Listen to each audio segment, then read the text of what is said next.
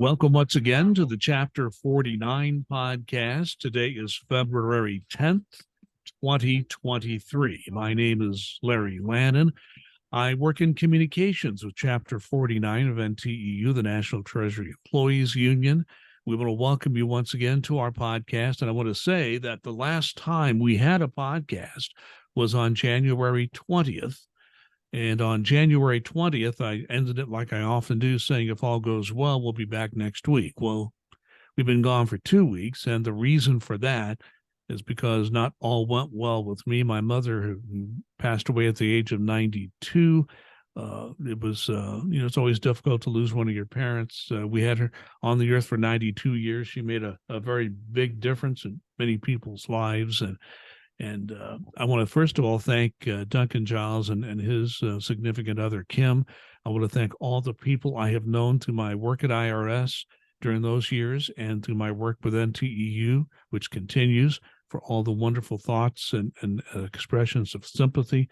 I want to specifically thank Tony Reardon, our national president, and our national executive vice president during Greenwald. They sent me a personal note in the mail of sympathy, which, something they did not have to do. And I just wanted to express how appreciative I am of everyone, particularly those two top officials at NTEU, for expressing those very kind words. So, Duncan Giles, I'll bring you back in. Welcome back to the podcast.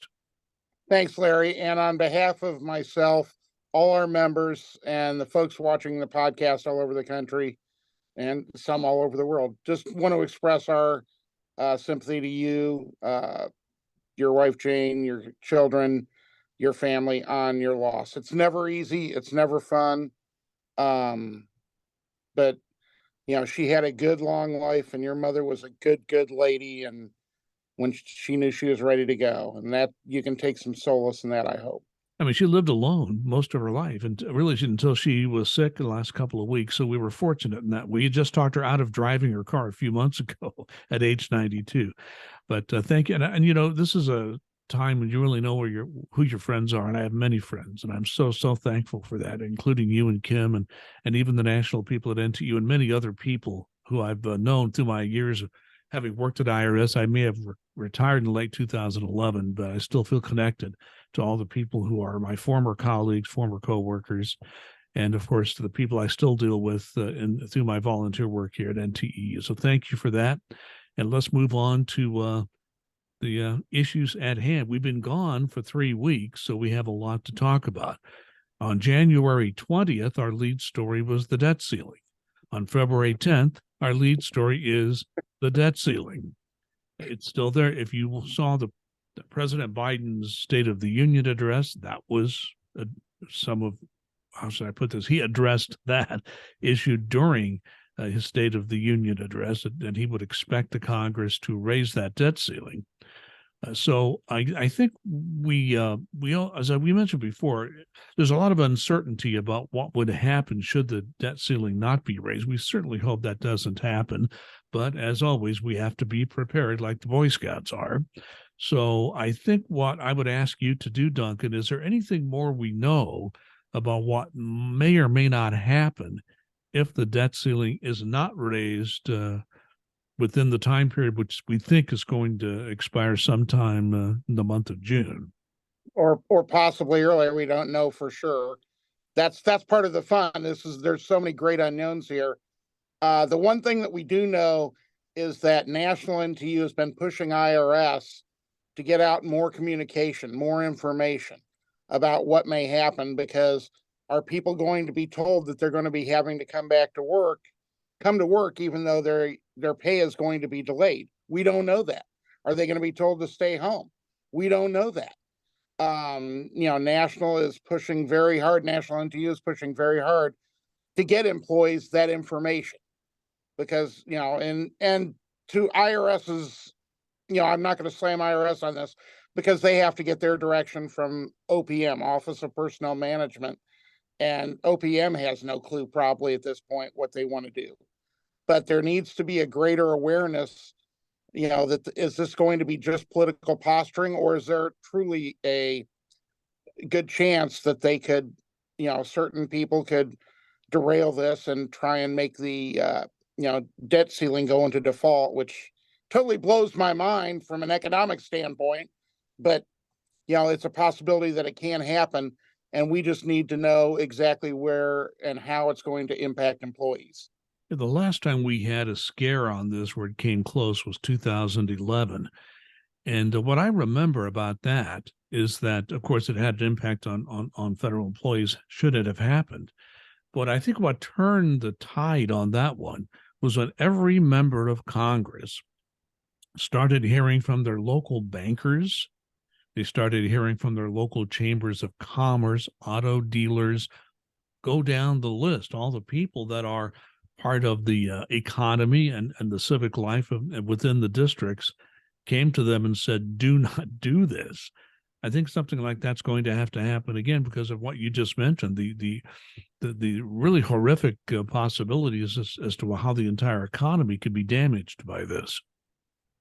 Yeah, I mean, you're talking about folks who are, okay, is there going to be a problem? If the stock market goes down, things like the thrift savings plan, 401ks all over the country will tank because of this. I mean, there are just so many implications that we hope that, like you said, the grassroots will start contacting their congresspeople. Absolutely, folks listening to this podcast can contact their representative or their senators and let them know that they want this to be raised. If they want to have a discussion on budget issues, absolutely, totally understand. Let's have that discussion. But the debt ceiling is not that place to me for those types of discussions or to play chicken with. Well, and that usually happens at budget time. And sadly, we have had situations where during those budget fights, we've had government shutdowns. They're bad enough, but the debt ceiling is exponentially worse. And Yes. I think what we need to zero in on is something you've already mentioned, because during shutdowns, there have been employees of the federal government who had to work without pays. That one long shutdown we had during the Trump administration lasted over a month or right around a month. And air traffic controllers, for example, had to work. They just started calling in sick. I mean, they just stopped coming to work. And that was one reason that whole thing ended, because the air travel system was starting to break down. But the question is really, okay, we have some idea how a government shutdown works. It's not a good thing, but we have some idea about what happens and what doesn't happen. If there's a debt ceiling, like you said, we don't know if we'll be paid. We don't know whether we're going to be required to come to work and not be paid. We don't know if some people will be paid and some people won't be paid. So I think what you and I are trying to say, and I'll give you the last word on this, is that there is no good news with the debt ceiling breach. That's very well put. We just have to hope that common sense prevails and that it does get raised so we can all go on our business. Let's move on to something else. What we have to keep in mind is that we are all human beings, and human error is something we all have to deal with. Sometimes it's computer program errors, sometimes it's human error, but there are errors that are made. And I know many people who are members of NTEU watch and listen to this podcast. And I am a retired member of NTEU and continue to keep my membership current. But there was an error on the most recent issuance of membership cards. What can you tell us about that?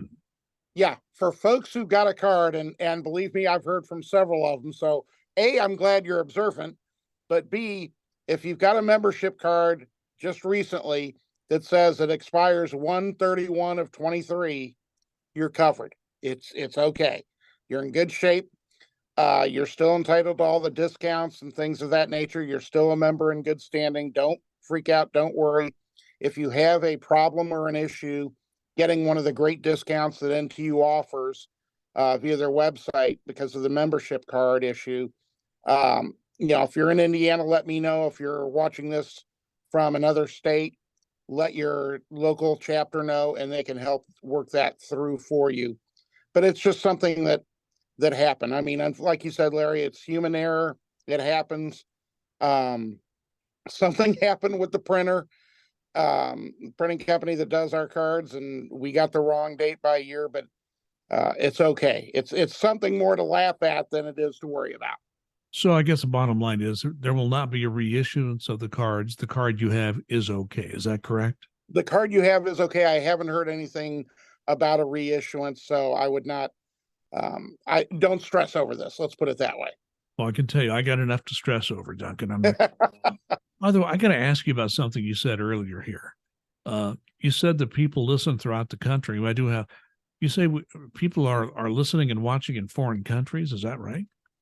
That bears out from what you've seen, and I put the podcasts every week on LinkedIn, and it's amazing some of the views that my profile gets from LinkedIn from different parts of the world. So, yeah, we go worldwide because there are people. We have a following in England.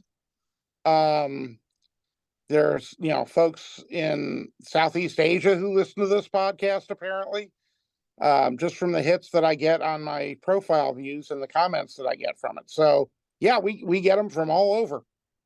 You mentioned LinkedIn. I got to say a word about LinkedIn. I used to have a LinkedIn profile, but I deleted it. You know why?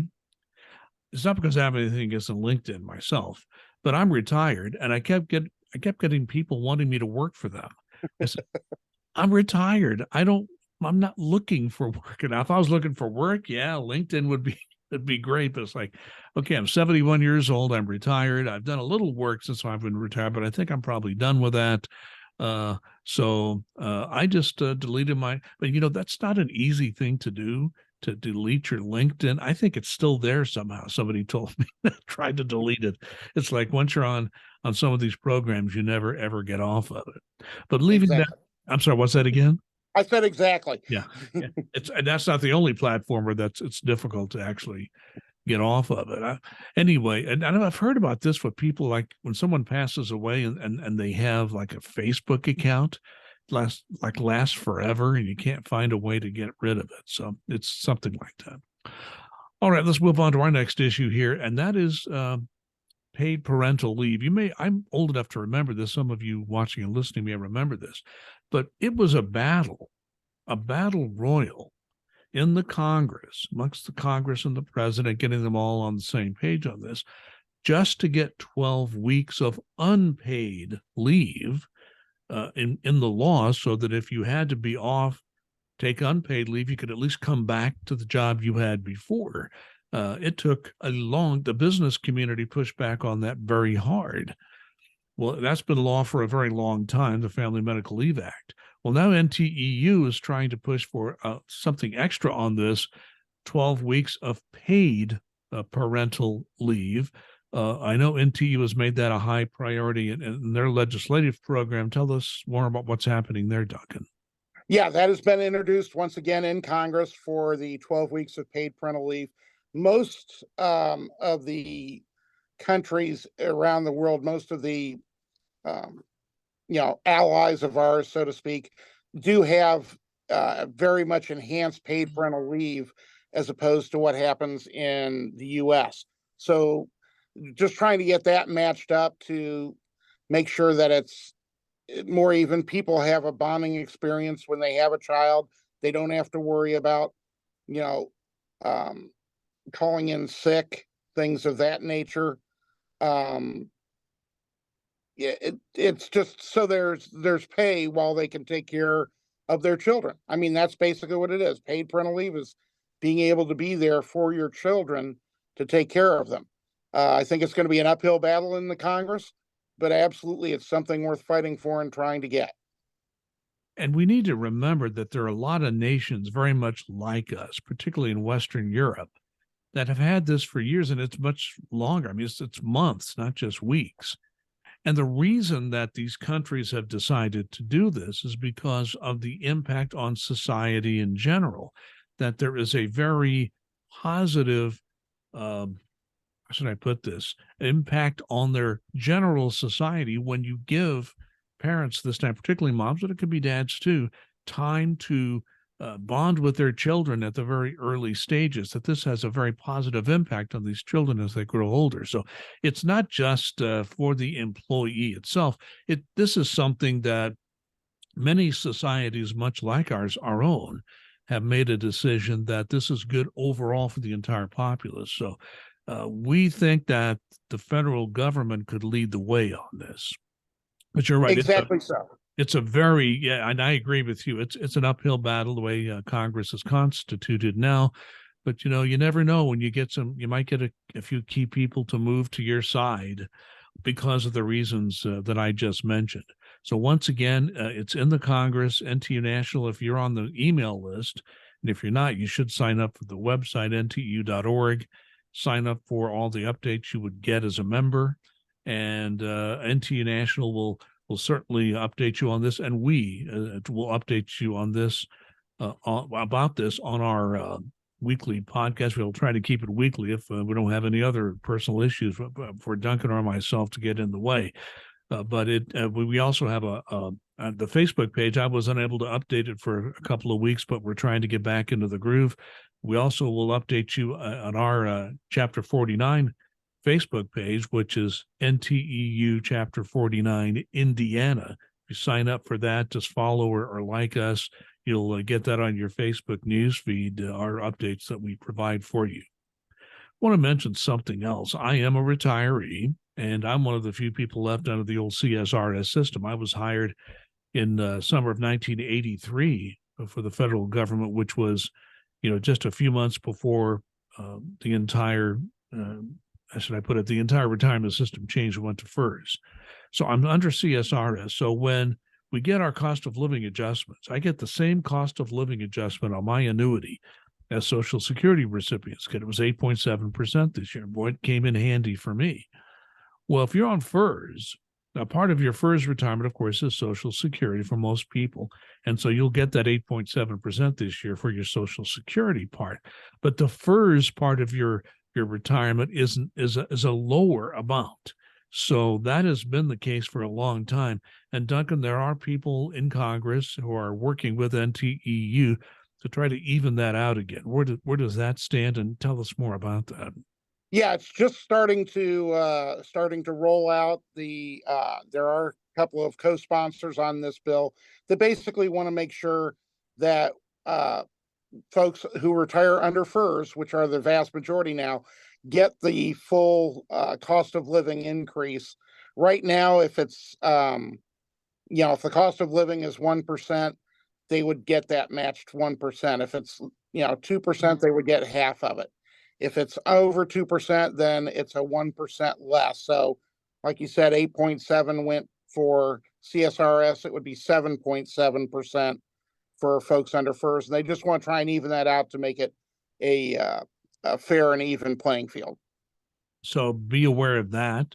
I know we have FERS retirees who are fans of this podcast. So again, if you're retired, you don't have to worry about what you'll be using your own equipment. It doesn't matter what time of day you do it. If you're a retiree, just let your elected officials know how you feel about that. There's one other retirement related issue I want to talk about. And this is particularly for people watching and listening in the state of Indiana. The state of Indiana several years ago made a change so that a portion of, let's say, CSRS retirement would be taxed at a lower rate, such as Social Security is treated under Indiana income tax laws. Now there's I think it's already passed the House, as a matter of fact, that there be an enhancement to that. So many retirees of the federal government are going to get a break under the income tax law of the state of Indiana. If this passes, it's passed the House, it's going to the Senate.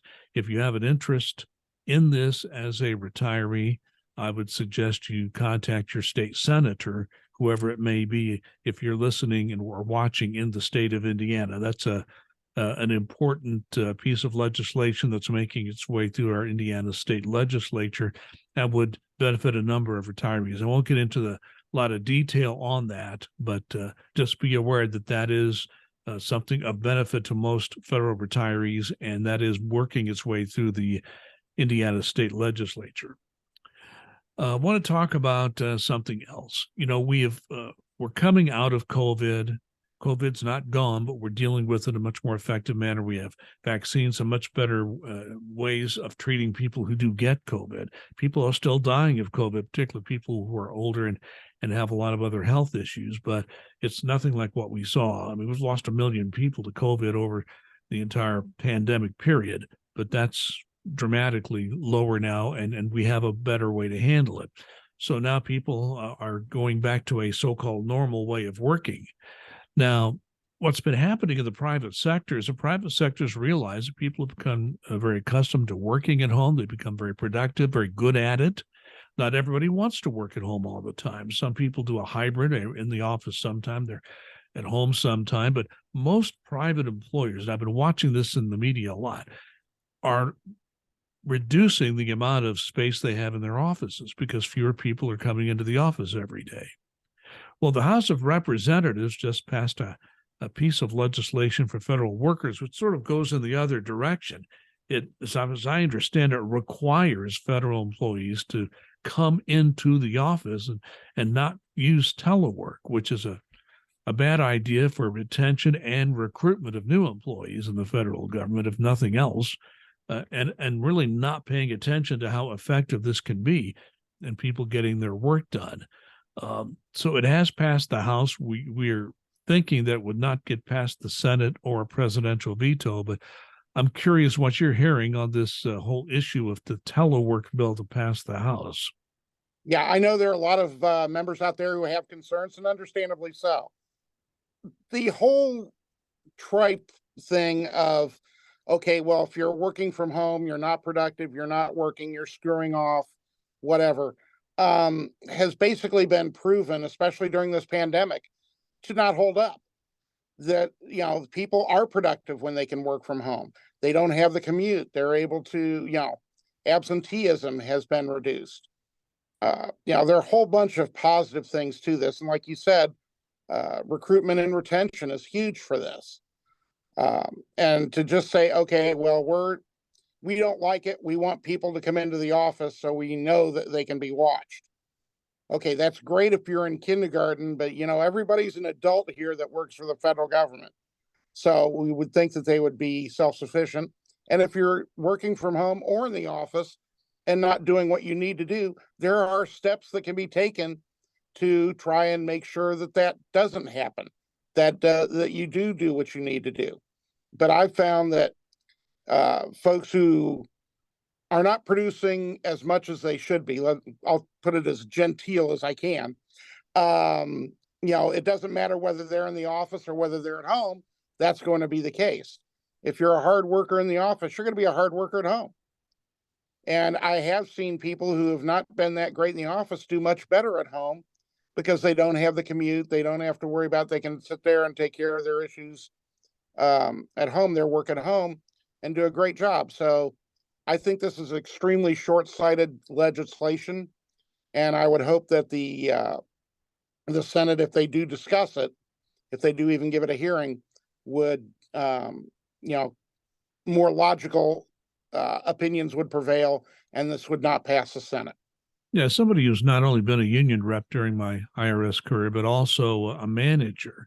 I've got to tell you, with the technology we have today and just the way workplaces are set up, it doesn't matter, in my view, whether you're working at home or in the office.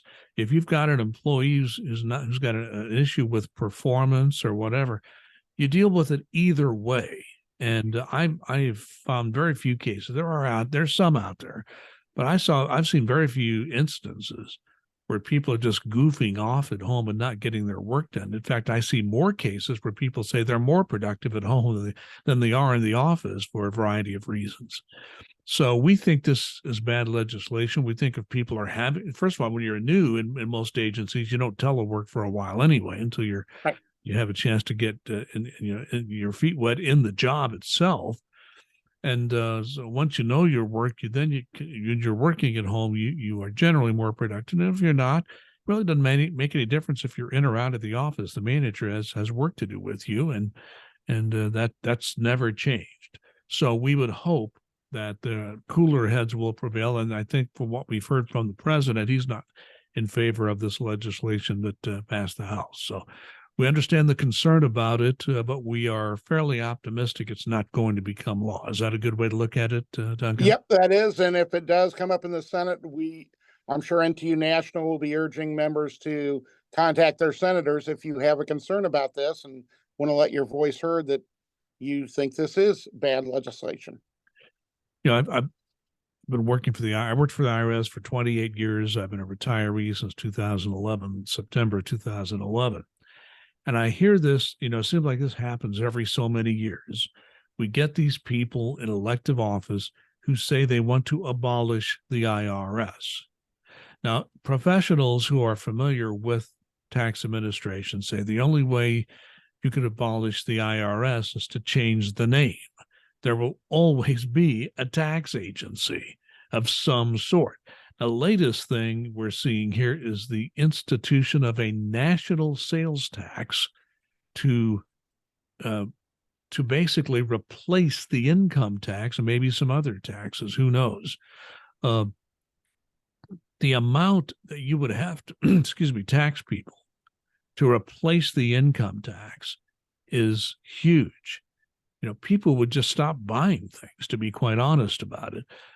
I have seen no economist who thinks this is a good idea to abolish all the income taxes and to institute a national sales tax. I mean, this has been studied by lots of universities and think tanks and others, and with very few exceptions, has been found to be a bad idea just overall, and it would probably tax people at the lower income levels quite unfairly and be a boon to people in the higher income levels, so they don't have to spend as much of their income.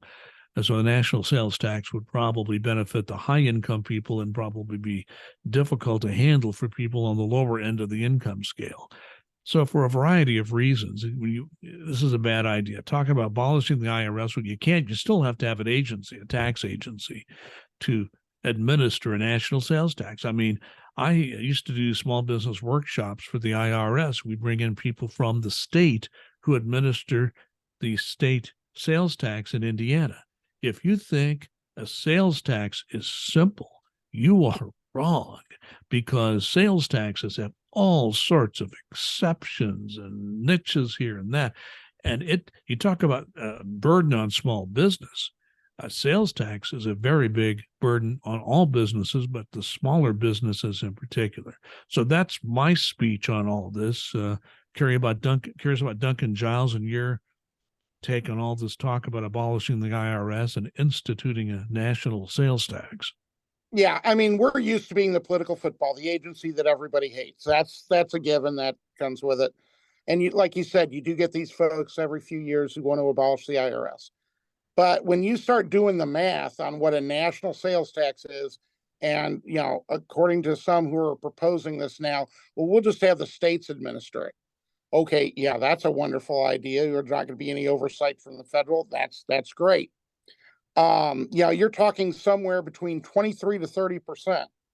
Well, what's going to happen to the folks? Like you said, it's going to be mostly a regressive tax because it would impact folks who make lesser income more than it would a higher income. Well, we'll just give them, we'll figure out a way to give them rebates and send them money. And it's like, once you start digging into this, so you're saying there's going to be anywhere from a 23 to 30% tax on buying a home, 23 to 30% tax on buying a car. Well, no, we'd exempt that. Okay, so then wouldn't your taxes have to be higher if you're going to be exempting those big ticket items? I mean, the devil's always in the details, and it's always going to come out to be just a boondoggle to administer, not to mention the underground economy that it would most certainly do. If you take a look, think there isn't one, take a look at, folks who try and get away from the taxes on cigarettes or alcohol and the underground marketplace that goes on with that. So understand where it comes from, but it's just not feasible. And like you said, I don't think that it would really go much of anywhere. Yeah, talk to IRS agents who administer that fuel tax, that excise tax on fuel.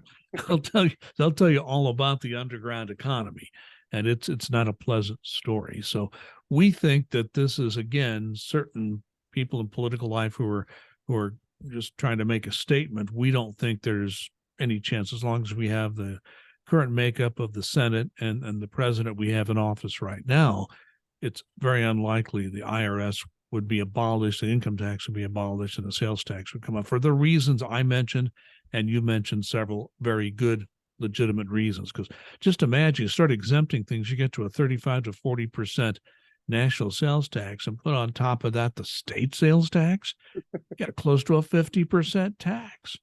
I mean, so, okay, we've made our point. We'll not belabor that point anymore. One last item I want to ask you about, Duncan. NTEU is now looking and not looking into, they're preparing to launch a phone app. We've had our website up for a long, long time, but now NTEU was going to put together a phone app you can put on your phone. What do we know about this? This has come a long, long way. They've been working on it for quite a while. It's out on beta testing now.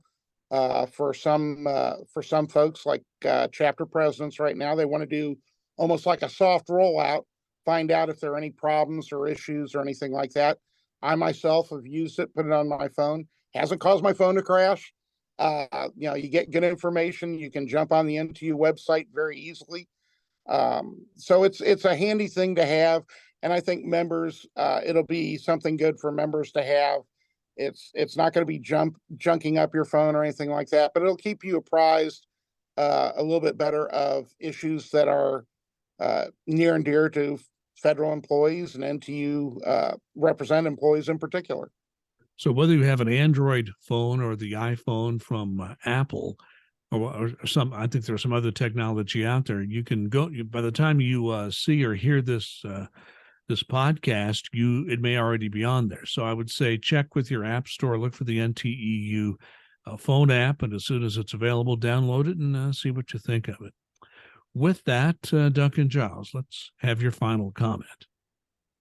My final comment, I was talking to a couple of members yesterday about an issue, and it struck home that a member mentioned something that I had said on a previous podcast, and I want to reiterate that.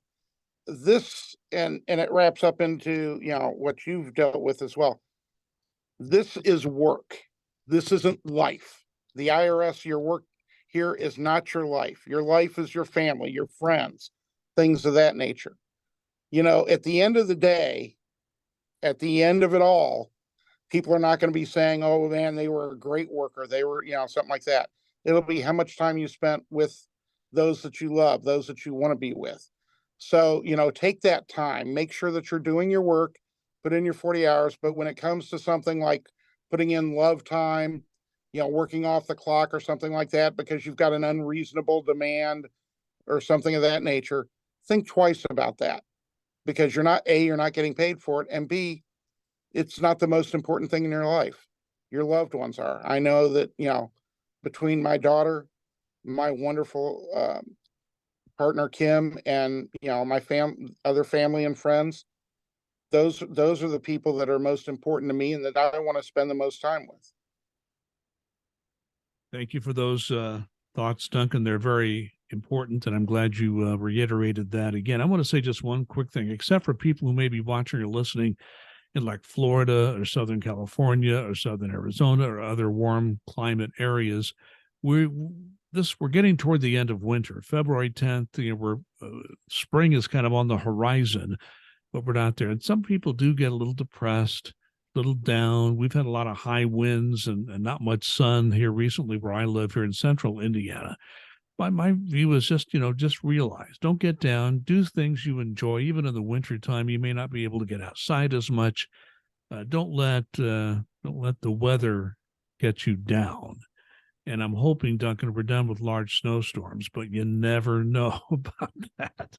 So I want to thank Duncan Giles once again. Always great to hear from him. And thank you again for all the wonderful comments and the thoughts you passed along to me at a time when my mother passed away. It meant a lot to me, and it still means a great deal to me. You really know who your friends are, and I have so many really good friends and acquaintances I have made during my IRS career and my work with NTEU. So we want to thank you for joining us again. Duncan and I do our best to do this weekly because we know you're watching and you're listening, and we appreciate the fact that you do. As long as you have an interest in watching or listening, we will continue our best to do this as weekly as possible and continue our podcast series. So in the meantime, I would ask one thing of each one of you. please be safe and be kind.